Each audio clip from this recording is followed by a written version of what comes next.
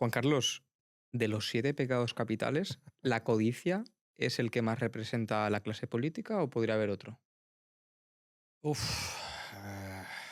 Bueno, para Ábalos ya sabemos que quizá La lujuria. hay La algún lujuria. otro, ¿no? Y la Pero soberbia, y la soberbia. La soberbia, sí, sí. la sí. Yo soberbia, creo que es la que soberbia, sí. el otro día los repasaba y digo, si es que, bueno, quitando la gula, ¿no? Que a lo mejor unos más que otros, gula, pero el al final, resto de pecados soberbia, capitales todo. definen a la clase política. Sí, casi todos, pero sobre todo esta gente se cree por encima del bien y del mal, que gracias a eso los pillamos, Joan. Sí, Gracias a eso sí, los cometen pillamos, fallos. porque cometen errores. Sí. Fíjate Cerdán, que tranquilo estaba, presuntamente también, Luego por la favor. envidia también, porque a veces se destapan casos por las Porque, envidias porque largan, surgen ¿no? entre ellos. Bueno, lo sí, estamos sí. viendo ahora con todo lo que está sacando Ábalos a la luz, Coldo Sí. a la luz, las grabaciones, Bueno, los discos duros. Pero Eso es serían venganzas. venganza, también. sí, venganza. sí. Más que envidia. Es que, Es que los tienen todos. es que... La envidia es cuando, ¿por qué ese tío se ha llevado todo eso? Y yo no me y llevo a nada. mí se me ha quedado en eso. Sí, sí. Cuando yo he trabajado más que él. Cuando yo lo he hecho más. Cuando yo he sido El imprescindible ideólogo. para poder El ideólogo, poner sí, eso sí.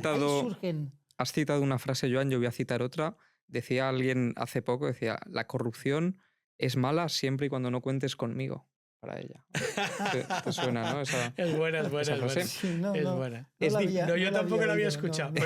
Pero a su bueno, vez es encaja- patética. Sí, encaja sí, con sí. aquello de que criticamos la corrupción siempre la de los otros. Eso es. Yo siempre digo, o decía en mi época, cuando te conocí, en el año 16, un poquito antes, en el año 14-15, donde era muy activista en la lucha contra la corrupción, tema de transparencia, todavía no había nada en España.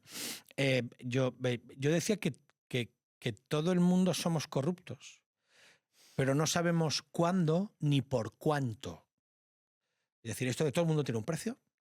Es cierto que hay personas, y yo creo que tengo una enfrente, que quizás, no sé si lo podrá decir o querrá decirlo, haya tenido esa, o le hayan ofrecido esa tentación, pero tú decías España, yo te reto, te envido a la falta, ¿no? Como si jugáramos al truc.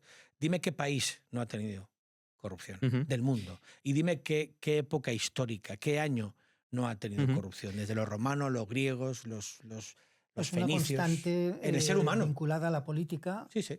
y a las relaciones humanas. Sí, sí. Lo que ocurre es que unos países la tienen más controlada, Cierto. Y otros está desbocada. Cierto. Entonces, lo que vemos es que los países que la tienen más controlada coincide con que son países donde las instituciones funcionan, Sí.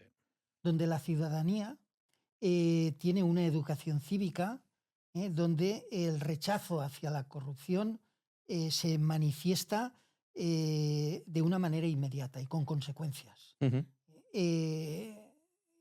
Ahí es donde tenemos que ir, es decir, ¿por qué fracasa la lucha contra la corrupción en los países? Pues porque las instituciones no funcionan, porque el ser humano sabemos de sus tendencias. Unos pueden aguantar más y otros no aguantan, y otros lo buscan o lo piden. Correcto. Yo desde que el año 82 que empecé mi carrera profesional como servidor público, había trabajado en la empresa privada, nadie me tiene que enseñar cómo funciona la empresa privada. Yo recibí muchas ofertas desde el primer momento, ofertas de risa, que te dan risa, que vamos, podría estar contando anécdotas de lo que te llegaban a ofrecer, y otras muy serias. ¿Pero con ofertas te refieres a intentos de comprarte? ¿O? Sí. Sobornos. Sí. Corruptelas, hablas planteadas de una manera que no parecen sobornos, pero que en el fondo es traerte al ámbito de la empresa que corrompe funcionarios. A mí, como secretario de ayuntamiento, pues me llegaron a ofrecer una empresa el que si les podía hacer un informe sobre un tema que tenían, un problema de contrato que tenían, no con mi ayuntamiento, evidentemente, ellos sabían que eso era incompatible, que yo no podía hacer nunca algo que perjudique, sino que era un caso que tenían en un ayuntamiento a una cierta distancia bastante kilométrica, y que el Consejo de Administración pedía que un informe de un experto para saber cómo actuar.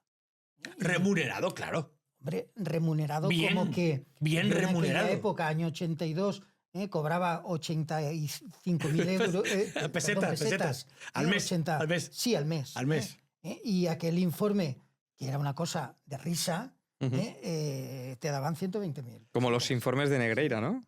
Bueno, Los algo del parecido, Barcelona. algo parecido. Algo Entonces, así. si tú aceptabas eso, cuando además yo descubrí, porque dándole vueltas después, yo en principio dije que evidentemente no, ni aunque fuera una cosa que no hubiera incompatibilidad con mi condición de funcionario en aquel municipio, pero luego le di vueltas y digo, ostras, si en aquel ayuntamiento está una compañera de mi promoción, ¿y cómo está pasando esto con esta empresa?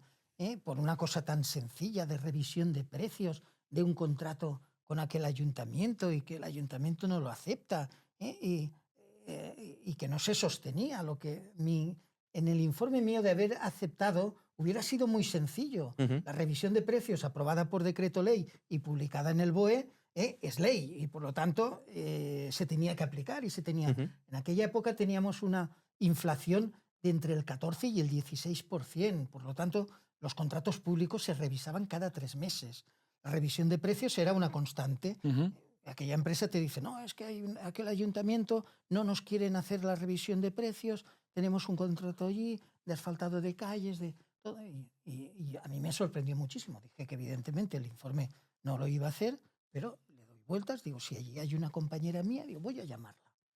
Y la llamo, oye, que aquí tenemos una empresa común que tiene un contrato aquí en mi pueblo y tiene otro contrato en tu pueblo y que me está contando este problema.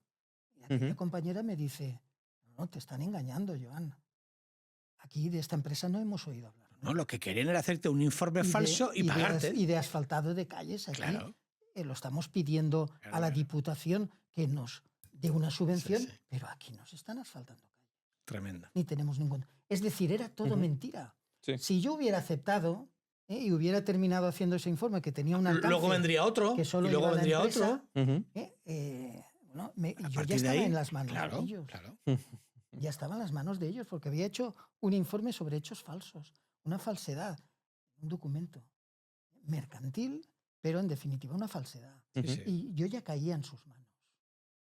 Entonces, corrupciones de estas son las que cualquier funcionario ha tenido que ir capeando y vigilando para no caer. Y ha habido otros que, bueno, que muy a gusto han estado con que les pidieran estos informes o que les pidieran cada cierto tiempo porque era un dinero aparentemente lícito y que llenaba las arcas. No tenías incompatibilidad, que no la tenías. Que no la tenías. Perfectamente. Sí. No tenías incompatibilidad, diríamos, estrictamente legal. Claro. Pero obvio. Evidentemente una empresa que tenía relación con tu ayuntamiento no podías estar trabajando para ella. Correcto. Por lo tanto, la incompatibilidad, que fue el motivo por lo que tú dijiste. No puedo hacer eso.